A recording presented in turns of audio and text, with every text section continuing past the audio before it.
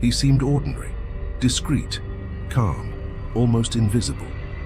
But behind that empty stare, there was a story that would shock the world and become one of the most disturbing cases of the modern era.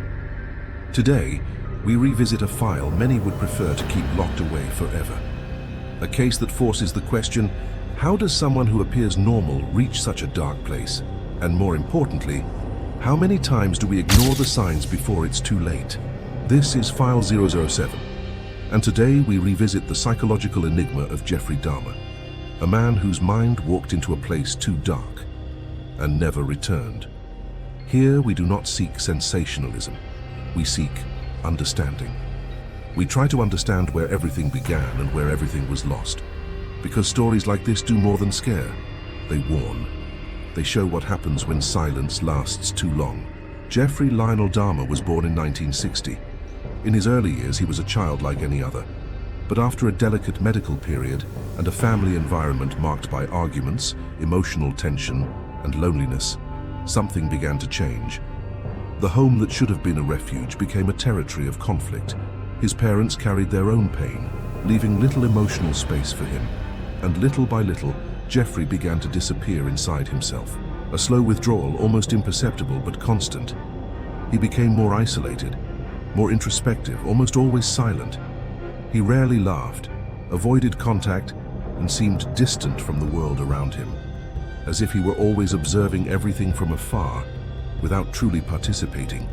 It was a silence that didn't draw attention, but spoke volumes. A silence that would grow deeper over time.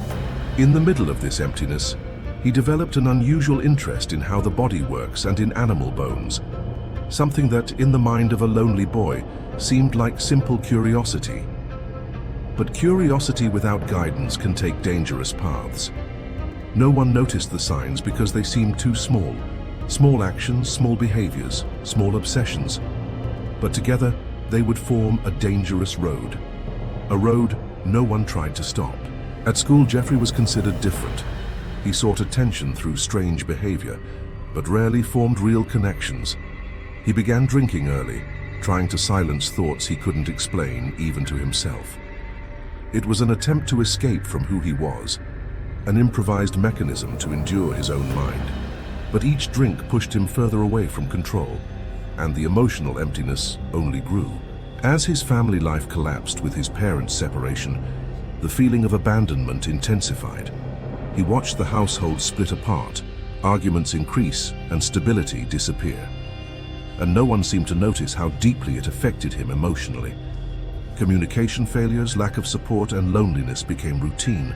And where there is emptiness, something always tries to fill it. Not always something healthy, not always something reversible. A dangerous pattern was forming. A young man emotionally lost, without support, without direction, trying to deal alone with impulses he did not understand, without psychological care, without someone who truly asked, "What is happening to you?" Silence won once again. Shortly after finishing high school, Dahmer committed his first crime.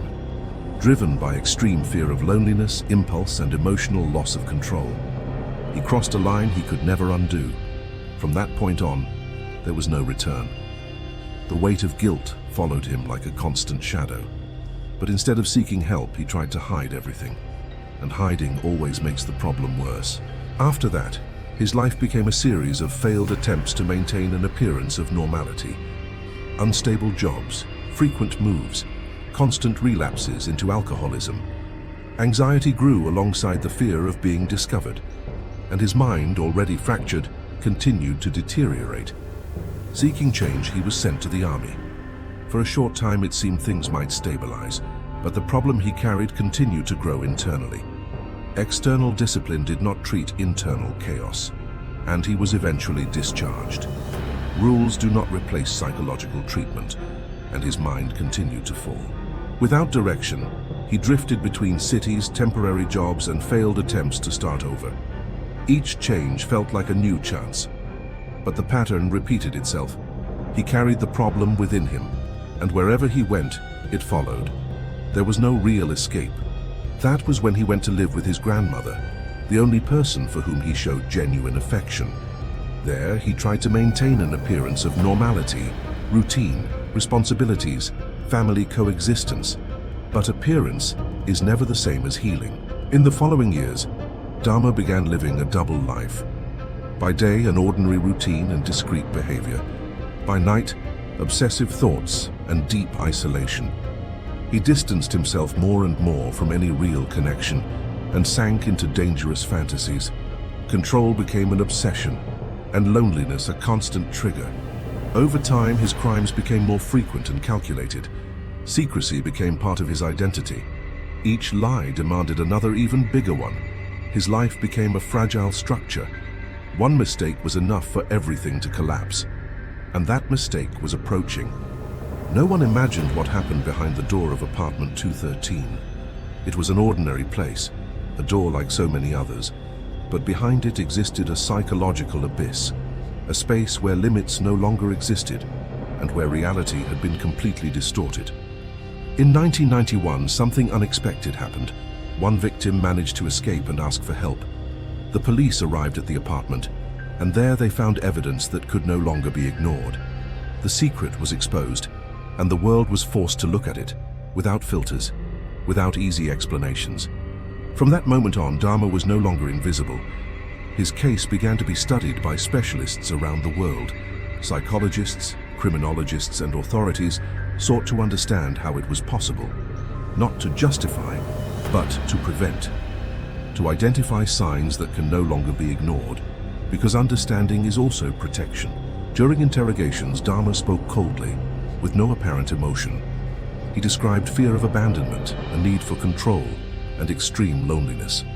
His words were calm, almost mechanical, as if he were detached from himself. But each sentence revealed a deeply fragmented mind, a mind without clear limits. Nothing justifies his actions, but his case came to represent an extreme warning.